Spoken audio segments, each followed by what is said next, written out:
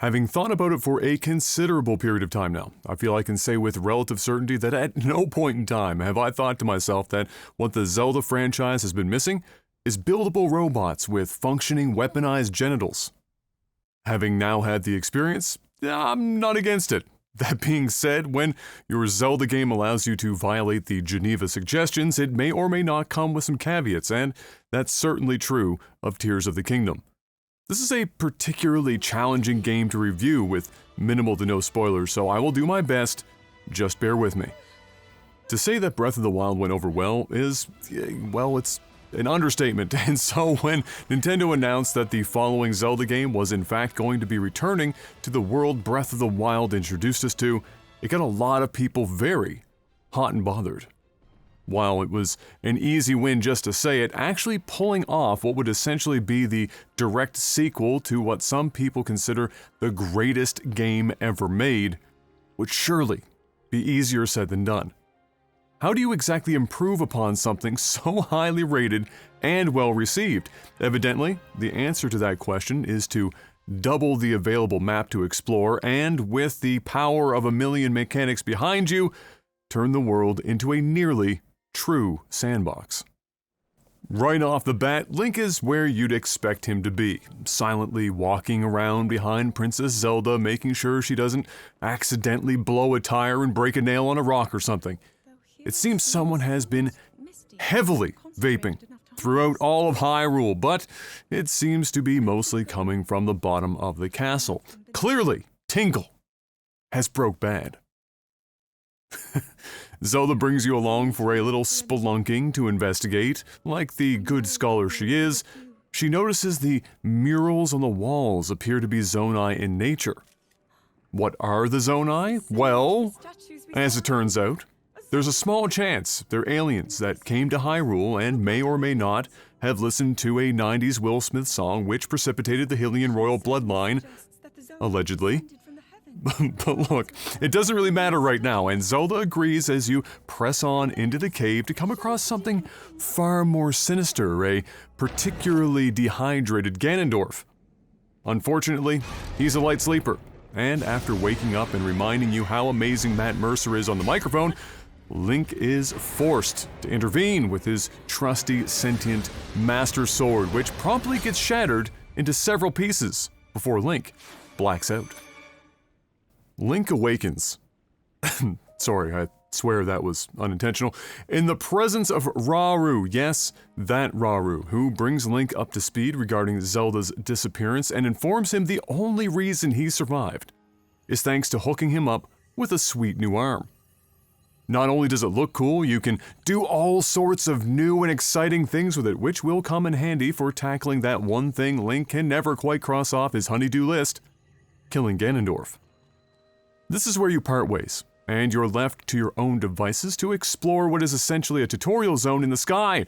Unfortunately, someone forgot to tell Nintendo that while yellow is a nice color in moderation, going all in on it like you're gambling your life away in roulette is perhaps too bold.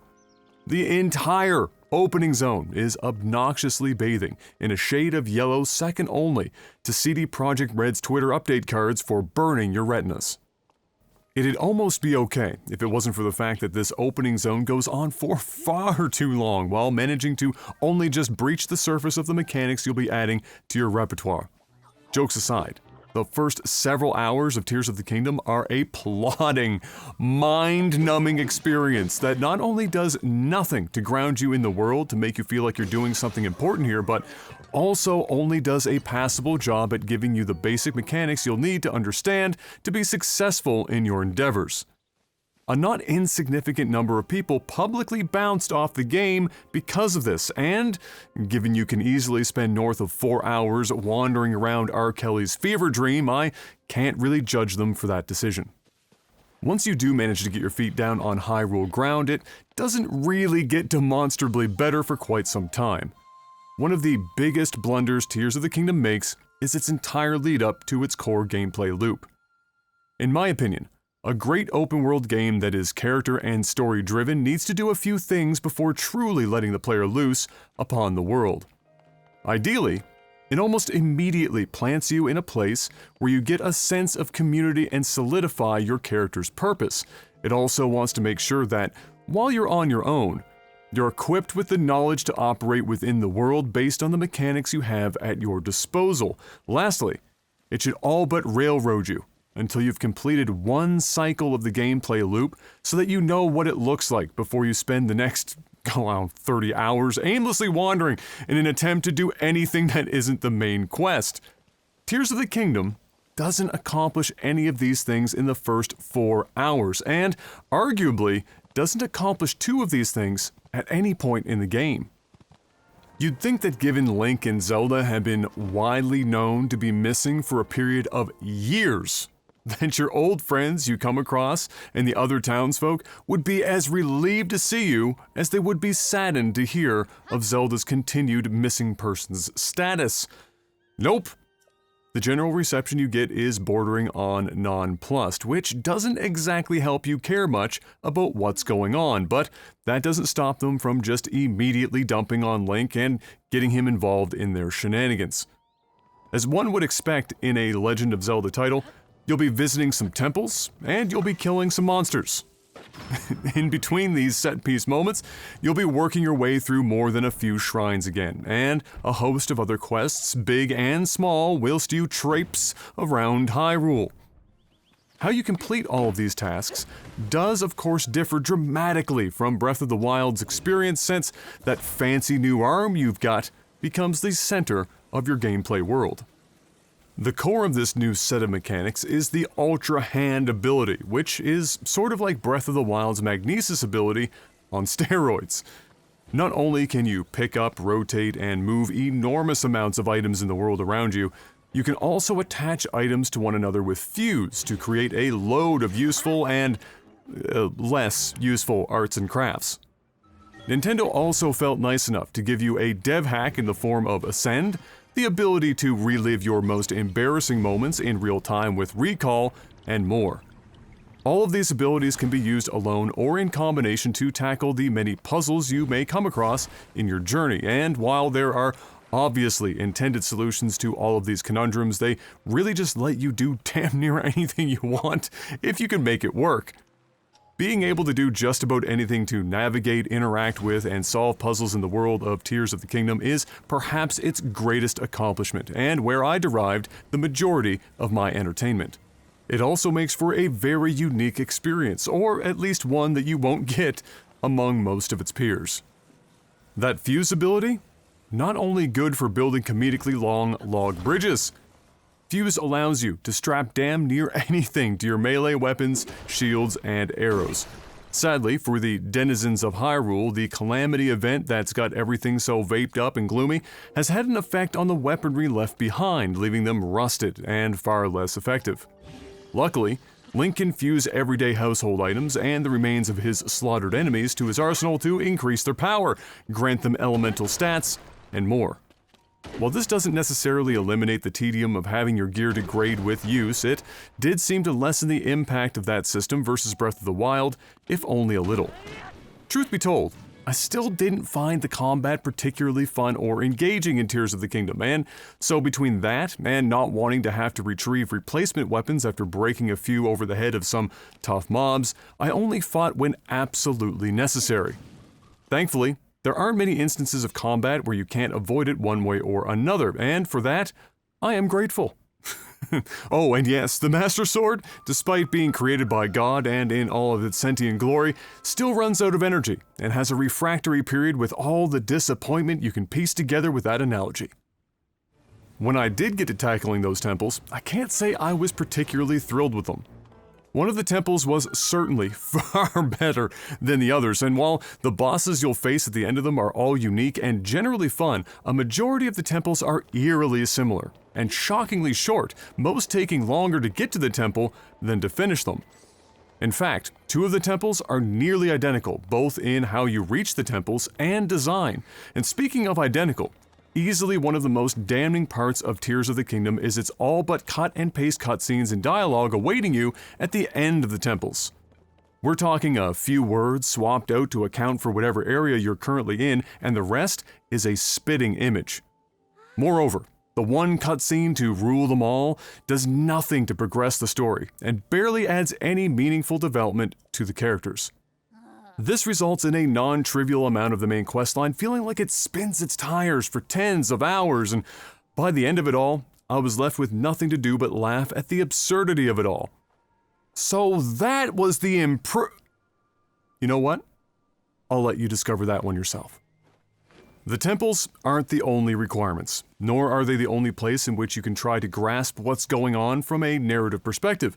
You'll also be seeking out memories, found in what are essentially Hyrule's version of the Nazca lines. These geoglyphs are spread across the map of Hyrule, and the memories stored within them give more context, but it's not much, and it's made worse by the fact you can attain these memories in random order, which muddies an already vague and minimal story. It's also poor in that unless you binge run all the glyphs, your acquisition of these memories could be many hours apart and lose a lot of impact. That's not to mention, one of the most impactful memories can be missed entirely and lose you access to the perfect ending. Many of the memories could have easily been part of the temple cutscenes to not only ensure that they weren't the same damn thing, but also give way more weight and measured delivery to the story's most important beats. The geoglyphs instead could have been left to a handful of existing memories that offer nothing but character flavor and other non-essential world building to reward those who seek them out, but instead, they're a forced and awkwardly used plot vehicle and progression gate that hurts the story delivery more than it helps. As you might have guessed, nearly all narrative progression is held close to the chest until the 11th hour, upon which they dump everything on you in short order. This is the most disappointing aspect of Tears of the Kingdom for me, because I believe the story is the best modern Zelda has had post-Twilight Princess, and it's sadly delivered in a truly horrible way that both drags along while somehow also rug-pulling its own biggest reveals, which it doubles down on for good measure. I wish I could talk about it in more detail, but it's impossible without spoiling. I'd also have vastly preferred the available bonus cutscene given for the perfect ending be part of the standard ending, as it ties up loose ends in a far more satisfying way, instead of the standard ending you're more likely going to be rewarded with after your many hours of play. It's a shame, because other than being occasionally annoying, the main character cast is fantastic, whimsical, and criminally underdeveloped given how much game time the main quest demands. Granted, I can't just ignore talking about how much stuff there is to do in Tears of the Kingdom, so let's do that. There is an absolutely monstrous amount of things to get caught up in during your second trip to this version of Hyrule, arguably far more than Breath of the Wild even, but whether or not you're enamored with it is another story. You of course will have loads of side quests, big and small, as you talk with the townsfolk in the various towns and outposts, but you of course also get to look forward to the haunting task of collecting a small nation's worth of Koroks, should you wish to upgrade your storage, or hear Hestu's jingle another million times. More importantly to me, there are a handful of quests that aren't something you get a note for in your quest log, and are more about you interacting with certain NPCs in certain ways that are more organic discoveries, which can feel super rewarding and make the world feel so much more alive. It's a good thing they feel rewarding, because sadly, not all of them actually result in even a tiny reward for your efforts, unfortunately. Then there's the depths. Oh boy, the depths. Underneath Hyrule, you now have access to the purgatorial darkness that is a mirror image of the land above, called the depths. It adds a massive amount of area to explore, and without much light, you'll have to get creative, which is the intent, of course. Without getting spoilery, while you of course have to spend some time below, much of it is open for you to simply explore and acquire some fun items and tackle some challenges, but they are so very far apart, which can sometimes make trips down south a bit dull despite the unknown. That's actually a bit of a theme in Tears of the Kingdom. Between the sky, Hyrule, and the depths, there's a plain, silly amount of real estate here, and much of it is devoid of anything interesting to see or do. It's no small blessing that you can fast travel to shrines or use towers to get around efficiently by air, because doing it all on foot or even by horse is, as far as I'm concerned, only for those who are truly head over heels and find themselves immersed beyond measure. Breath of the Wild felt a bit spread thin already, so taking a similar amount of content and sprinkling it across what might as well be twice the area doesn't help keep things feeling very dynamic. Some of that empty feeling may also be attributed to just how similar Hyrule feels coming from Breath of the Wild, which makes sense, given well over a third of it is a jumbled up version of what you know. It was a bold move, making a second trip to the well in this location, and they clearly made some effort to make it feel different with mixed results. No other Zelda game has been such a direct sequel both in timeline and in location, and while some people have been quick to try to describe Tears of the Kingdom as Breath of the Wild's Majora's Mask, it's definitely not that, but for the continuity of the story between games. Majora's Mask felt much more like a wholly new experience, whereas Tears of the Kingdom feels closer to a DLC add-on than a true sequel more often than not. Not that it is, of course. I can't blame them for doing it, really, given the enormous success that Breath of the Wild had. Given just how much they've crammed into this sandbox and knowing how well it's selling and will continue to sell, I do wonder what they'll do with the next main Zelda title. Do they keep all the sandbox stuff? Do they leave it open world and stay clear of traditional dungeons and temples? I suppose that's for another day. So, what then about the elephant in the room? The elephant that's sort of blurry and moves kind of janky and slow. Listen, I have played a hell of a lot of games in my time at cripplingly low frame rates. I am a lover of the N64 after all. That being said, it's very hard for me to grapple with any game that drops below 30 FPS these days. However, this is a pretty fringe exception. What Nintendo did to have all of these mechanics and this big open world run this well on a console that I'm pretty sure my Nokia 3310 could compete with is black magic. It's sorcery, plain and simple. It is so refreshing to play a game this big and complex without experiencing a single solitary bug. While understanding the monumental task they had to get it to run this well makes it a bit easier to stomach, the reality is that Tears of the Kingdom often looks very rough and runs just as rough in more than a few places. It might be targeting 30 FPS, but I'm also targeting 10,000 steps a day, and I think we can all guess how that's been going. To put this into perspective, I've only had roughly 3 games give me a headache in all my years of degenerate level gaming, and now Tears of the Kingdom joins that list. I played it on my 65-inch C1 with moderate black frame insertion turned on to mitigate the issues, but it was still not ideal, to say the least. You can actually see the 4 or so zones or strata in which the engine draws in detail, and it's almost entirely from Link's foot to the top of his head. You're less likely to see it out in the wild, but in shrines with the flat stone floor that has all that detail in it, it really stands out. Again, just so we're clear, this is still absolute wizardry, and I don't think any other team would have been able to get this much out of the Switch, but that doesn't mean it isn't still very rough. The art design does swoop in to save the day in some respects, primarily in the characters, which is, for most people, ideal. I particularly love the designs of the Gerudo, though they always seem to knock that out of the park. The landscapes, on occasion, can still look great, but depending on a number of factors, they more often than not look flat and lifeless.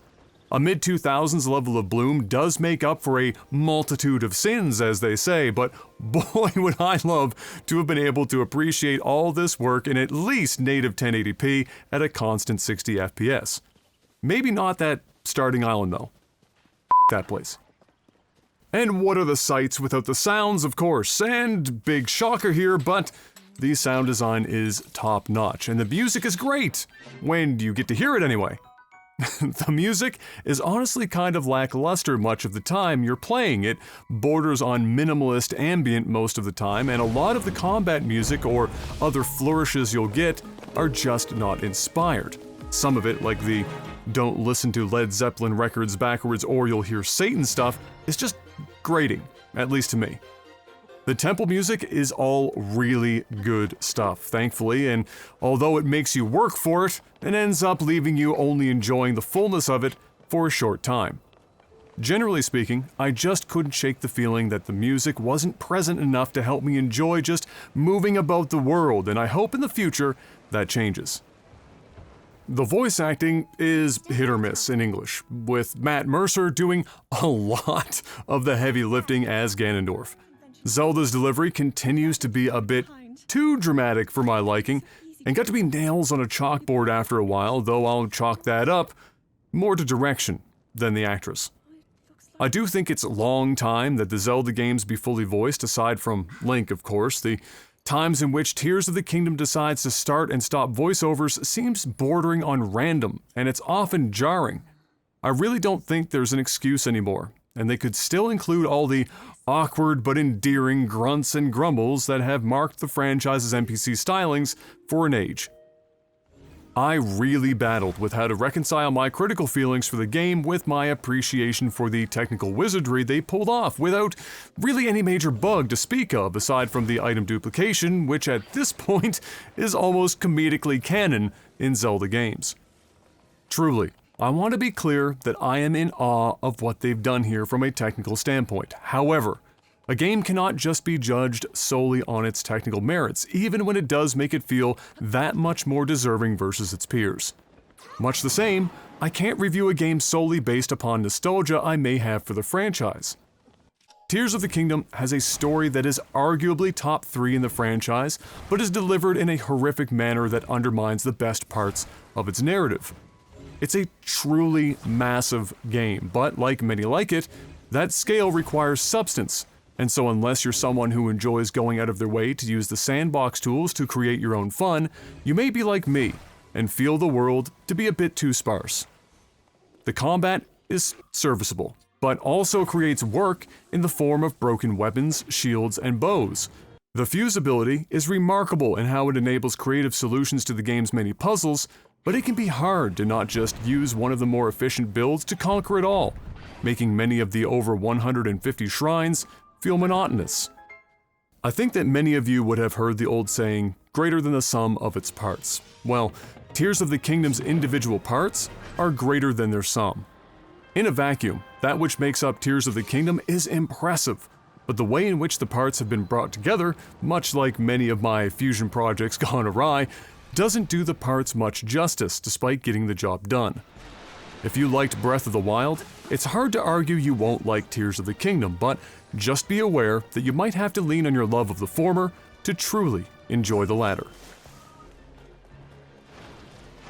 Hey everyone, thanks for watching. If you enjoyed this video, make sure you give it a like, subscribe to our channel, and hit the bell icon so you're notified when new content arrives. Want to support Critical Hit more directly? Visit us at patreon.com/criticalhit with a Q to do just that and help us stay as ad-free as we can be. Thanks again, and we'll see you on the next one.